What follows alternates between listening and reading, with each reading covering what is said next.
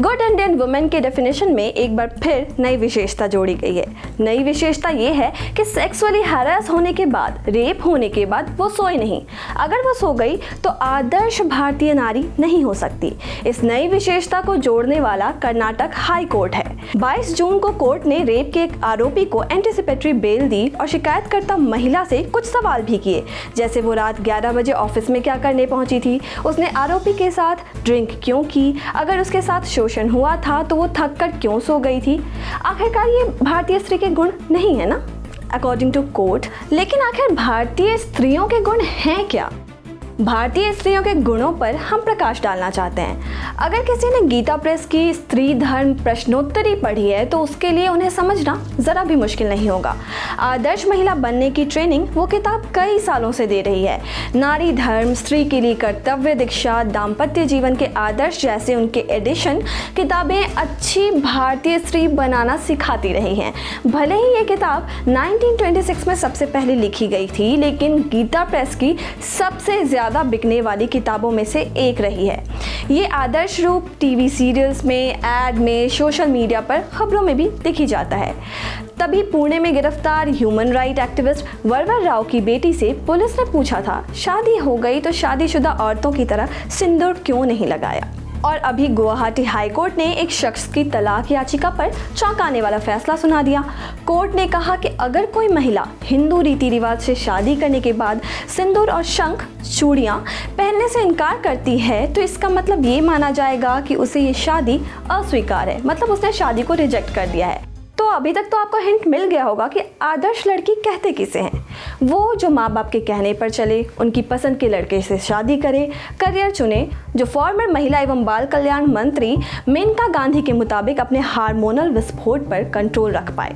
हॉस्टलों में night curfew भी आदर्श औरतों की ट्रेनिंग का एक हिस्सा है और कोर्ट भी अब जस्टिस देने के लिए गुड इंडियन वुमेन की तलाश करती हैं। ये बात अलग है कि भारतीय बार एसोसिएशन की स्टडी कुछ और ही कहती है। उसके मुताबिक 69% औरतें सेक्सुअल हैरेसमेंट की रिपोर्ट नहीं करती, इसके बावजूद उसे झेलती हैं। एनसीआरबी का डेटा कहता है कि देश में हैरेसमेंट के मामलों में, सेक्सुअल हैरेसमेंट के मामलों में कन्विक्शन रेट यानी सजा मिलने की दर करीब 18.9% ही है। और बेशक विक्टिम को कल्प्रिट बनाने का ये मामला पहला नहीं है। पीपली लाइव वाले डायरेक्टर महमूद फारूकी रेप के आरोप से बरी कर दिए गए थे। ऐसा इसलिए क्योंकि उन पर आरोप लगाने वाली अमेरिकन रिसर्चर के कैरेक्टर पर सवाल उठाए गए थे। कहा गया था कि आरोपी पीड़ित के नो को यह समझ बैठा था। दिल्ली हाई कोर्ट की मशहूर एडवोकेट रेबेका जॉन के फेसबुक पेज की एक पोस्ट में ऐसी 16 दलीलों का जिक्र है जो रेप के मामलों के दौरान अक्सर सुनने को मिलती है, कोर्ट के अंदर या कोर्ट के बाहर। जैसे देखकर तो नहीं लगता कि उसका रेप हुआ होगा, उसके कपड़े तो देखो, वो तो खुद ही मुसीबत को न्योता देती है, रात को घर के बाहर क्या करने गई थी। इसके अलावा भी कई बेतुके सवाल। दिल्ली की नेशनल लॉ यूनिवर्सिटी के प्रोफेसर मृणाल सतीश की किताब एक मिसाल है। किताब में 1984 से 2009 के बीच रेप के 800 केसेस की छानबीन की गई। इसमें कहा गया है कि अगर रेप का आरोपी कोई परिचित व्यक्ति होता है, पीड़िता शादीशुदा और सेक्सुअली एक्टिव होती है तो अपराधियों को कम सजा मिलती है। कर्नाटक रेप केस में लड़की का थक कर सो जाना गलत है क्योंकि लड़की शादीशुदा नहीं है। शादीशुदा हो तो पति के शोषण के बाद उसे थक कर सो जाना चाहिए क्योंकि मैरिटल रेप हमारे यहाँ रेप नहीं माना जाता। हमारे देश के कानून बहुत दिलचस्प हैं, अक्सर एक दूसरे के विरोध में खड़े रहते हैं।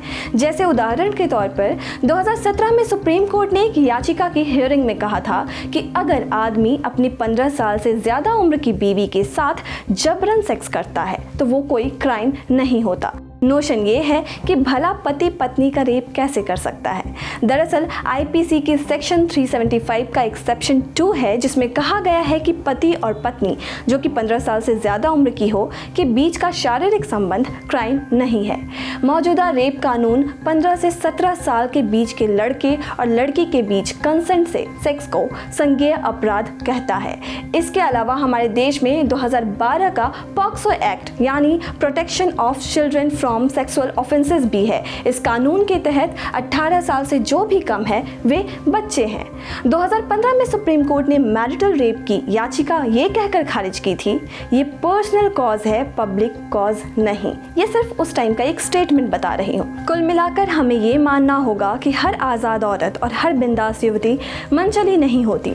लड़कियों को एम्पावर करने की मुहिम जोर शोर से चल रही है। क्या कोई लड़कों को भी इन एम्पावर्ड लड़कियों के लिहाज से तैयार कर रहा है?